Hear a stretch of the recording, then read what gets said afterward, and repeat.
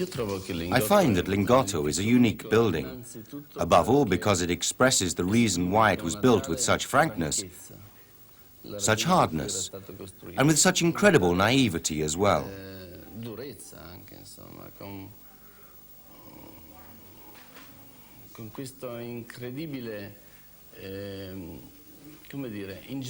For example, it is completely free of any form of intellectualism. It is a building constructed by someone who knew how to build extremely well, for a clear, well-defined function. You can see that the scale has become so large that this frankness, the essential nature, this hardness, has become even more evident. Lingotto is certainly a building with futuristic features. This track on the roof, the idea of speed, the idea of dynamism, the idea of movement associated with the building. In fact, the very idea of auto-production, starting from the bottom and rising to the top, so that when the vehicle was finished it was tested and sent to its destination, is very dynamic, closely bound to movement. Lingotto is the perfect representation of production culture, the culture of work, the culture of doing. In this sense, Lingotto is, in my opinion, a perfect portrait of this culture, and of Turin too. It is not similar to the architecture of Turin. Turinese architecture is another thing, but I feel that this building is the portrait of what Turin has always been, what it is today, and what I imagine it will continue to be, what it certainly will be. And by culture of doing, of production, of work, I don't mean culture with a capital C of official culture. I am absolutely convinced that our century has expressed itself creatively, perhaps much more through representative art. In any case, one thing is certain: the abyss which exists between so-called art, official culture, and the public is infinitely deeper than that which exists, or rather doesn't exist, between the culture of doing, of production, and the public. They are in harmony. It is therefore a perfect portrait. In fact, the design as it was conceived aimed to frame this portrait perfectly. There is one thing absolutely clear about Lingotto, that the building was built for a single purpose, to make cars, at a time when it was sensible to do so, and in that position, so close to the city. And it is gigantic for this reason. In Turin today, but not only in Turin, in any other city, there is no function so important that it manages to fill a building of 300,000 square meters. They do not exist anymore. There is, however, the possibility of continuity and of functional uniqueness, not linked to the world of production, but to that of production exchange. The idea, for example, of building incubators, that is, areas where small businesses can start life, can invent and produce, but on a small scale, until they grow and can leave. But they stay there, and this is right, until they are big enough to be able to live on their own. But until they're big enough, they need this vital life link to the city, and therefore they stay in the city.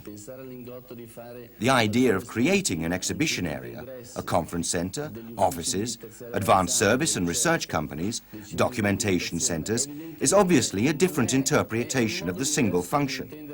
It is still that. The function is still linked to production, to work, but it is more complex, broken down into smaller parts. Even the idea of a museum or the memory which remains in Lingotto is part of the same concept. It is clearly no longer just production as such. There are a number of activities connected to the world of production and work. We are in the piazza in front of Lingotto. Of course, I use the term improperly, because a piazza is more like that around a cathedral. Lingotto is a factory, a huge factory. However, in a certain sense, it is also a great monument out of proportion to the surrounding residential area. Thus, in reality, the only way to make the lack of proportion acceptable is to create a vacuum, a piazza, an empty space between the building and the surrounding area.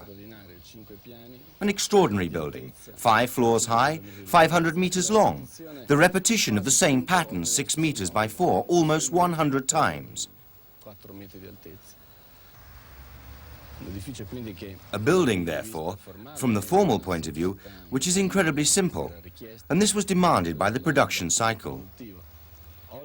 Today, however, we can break down this simplicity enormously, because, for example, we can construct nature, a hill, which will rise to the first floor. The first floor will be emptied completely, a sort of place to go for a walk under a great arcade.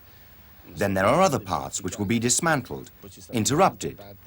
We will thus go from this initial simplicity, while respecting the main pre-existing structure, to a breakdown into small parts, which is the only way to obtain the effect we want, of a complex, multifaceted city with a wealth of functions.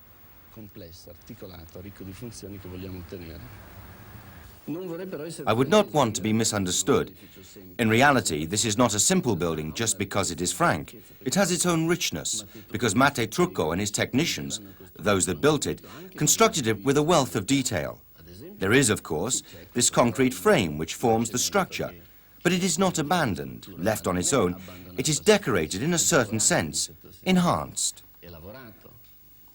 Don't tell me that the only intelligent way to make the ramp was to make it so intricate, so complex, so organic. No. There were 1,000 other much simpler ways. I am a long way from saying that the building is beautiful merely because it is simple. The building is complex, and it is also rich in a figurative sense.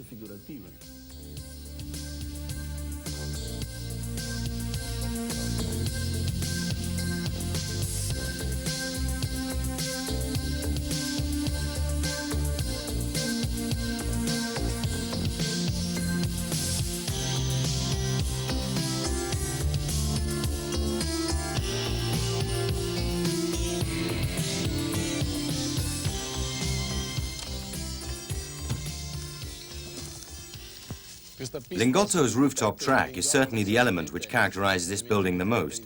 It is a little absurd, too. It makes it look like a ship, an enormous object which has been used for 50 years and will again be used, but for a different purpose. As a public place, there will be events, competitions, shows, and everyday activities for young people, children, games.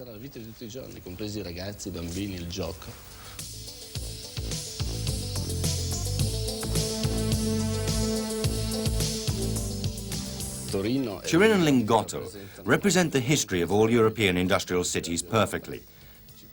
Cities where there was this sort of rapid expansion outwards for the whole first half of the century.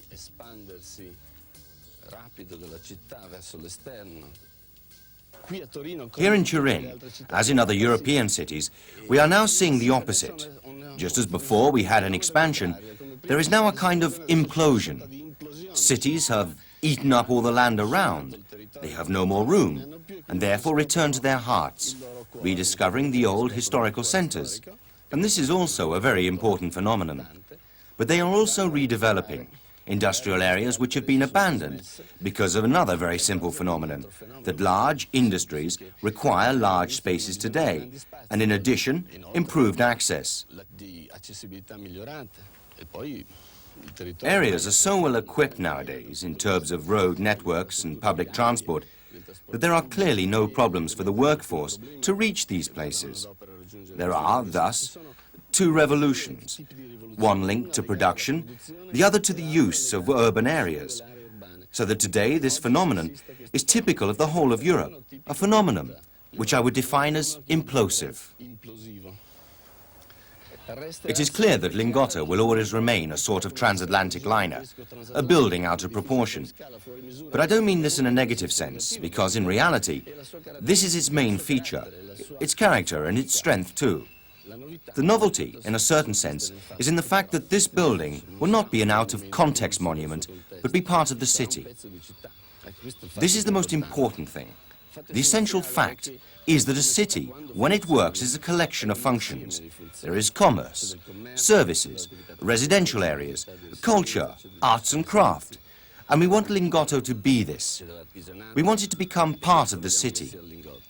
Having left its gigantic monofunction, the production of cars behind, it is now being transformed into a multi-purpose center, a true part of the city.